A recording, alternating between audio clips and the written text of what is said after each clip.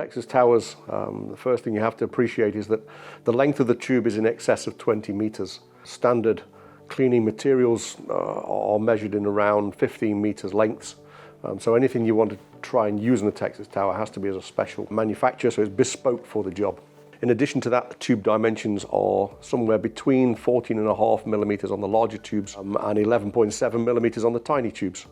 So you couple that to the length of the tube and you can see the size of the challenge as soon as you get a tube dirty. It doesn't take a lot to foul the tubes. Tube Tech, over the years, we've attacked many of these Texas towers and managed to get a good reputation for being able to unblock the tubes. Unblocking the tubes is key, to be fair. It's a case of unblocking tubes gives you the biggest recovery rather than just going to a tube which has got to flow through it because it's such a small size. We get asked by many of the oil majors to come and look at these units, and each one of them has its own characteristics. They all have their own challenges, and we have done very well over the years to be able to unblock and even clean for an iris inspection.